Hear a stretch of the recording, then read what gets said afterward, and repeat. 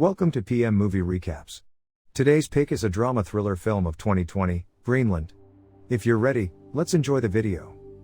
John Garrity is a Scottish structural engineer living in Atlanta, Georgia, with his estranged wife, Allison, and their diabetic son, Nathan. He returns home from work to reconcile with his family and prepare to host a party with their neighbors to watch the passing of a recently discovered interstellar comet, named Clark. Arriving at a grocery store, John and Nathan notice a fleet of military cargo transport jets flying north in formation, much to their bewilderment. In the store, John receives a strange automated phone call, informing him that he and his family have been pre-selected for emergency sheltering. Worried by this, John rushes home to the party, just as a comet fragment enters the atmosphere on live television. A shockwave rattles the area and blows out windows as the fragment, previously anticipated to land near Bermuda, vaporizes Tampa, Florida, and most of the state around it. John once again receives an automated call, which also displays on the television in front of his family and neighbors with instructions to be at Robins Air Force Base to make an evacuation flight. John and Nathan's neighbors storm out of the house to be close with the Garrity's family while they are rushing to pack up and leave. Before John and Nathan leave, one of the neighbors, Ed, warns them that Clark is actually a giant cluster of objects that are expected to bombard Earth over the next 2 days, with the biggest fragment expected to cause an extinction-level event. Deborah, another one of the Garrity's neighbors, desperately begs the family to take her daughter, Ellie, with them in a hope that her daughter will be saved. John says that he can't bring Ellie along and speeds off, knowing she would be turned away. At Robins, a line of traffic prevents the Garrity's family from reaching the gate and forces them to continue on foot, with Nathan accidentally dropping his insulin in the car. They are allowed in with the QR code on John's phone and their wristbands. When forced to consolidate their belongings into one bag, they also discover that Nathan's insulin is missing. John hurries back to the car to find it while Allison and Nathan wait to board the plane, who are escorted away once a soldier learns of Nathan's ailment. Allison begs for them to be let on the plane, but is unsuccessful, and the two are escorted off the base. While John makes it back to the plane in time, where another passenger confronts him about the medicine and learns that his family was turned away too. John demands to be let off the plane just as the base is breached by an angry mob wanting to be saved. A gunfight breaks out, inadvertently blowing up many of the evacuation planes and killing dozens while John narrowly escapes. Upon returning to their car, John finds a note left by Allison that she and Nathan are heading to her father's house in Lexington, Kentucky. After narrowly escaping a store being looted, Allison and Nathan are picked up by the couple Ralph and Judy Vento, who are also headed that way. Ralph tells them they will take them as far as Knoxville, Tennessee. Meanwhile, John is walking on foot through a small city, where looting is taking place in masses as worldwide panic ensues as an approaching Clark looms ominously in the night sky.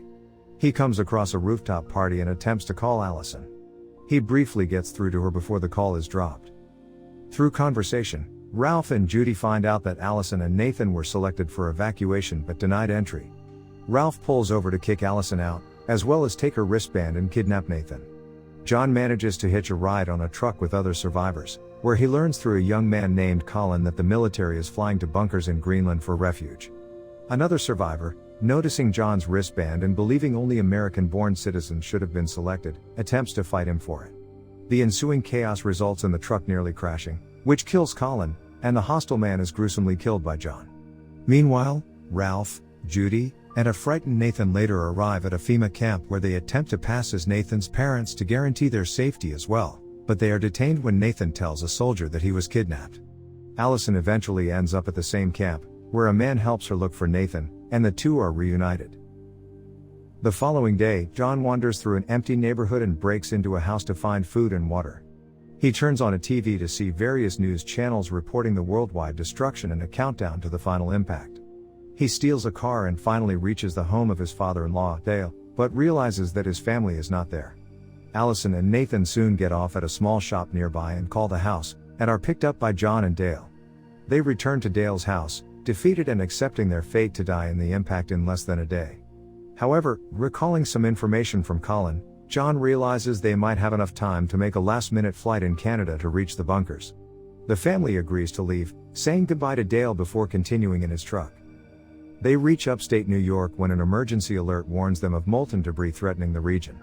Small fireballs rain from the sky, destroying cars, people, and downing a helicopter as people scramble to escape. John manages to drive them to an underpass for refuge, and after some time, the meteor shower ceases, leaving much of the area on fire, but allowing the Garides family to continue to Canada, as it is revealed that Clark's largest fragment will make an impact somewhere in Western Europe. John drives onto the runway as the plane is about to take off, and an angered pilot confronts the Garides family. The pilot argues that the plane is full and cannot take any more passengers, but later agrees to take only Nathan and Allison, with the latter eventually convincing the pilot to take all of them. The plane approaches Greenland, however, another fragment strikes off the coast, and the subsequent shock wave causes the plane to crash land into a valley, killing the pilots. After John leads his family and the survivors to the nearby airbase, the group embraces Clark enters the atmosphere and impacts. 9 months later, the Greenland base attempted to make radio contact with other potential survivors as various cities in Sydney, Paris, Mexico City, and Chicago. Most places are shown in total ruin. The bunker doors open, allowing the Garides and other survivors to step outside for the first time to see a radically changed landscape.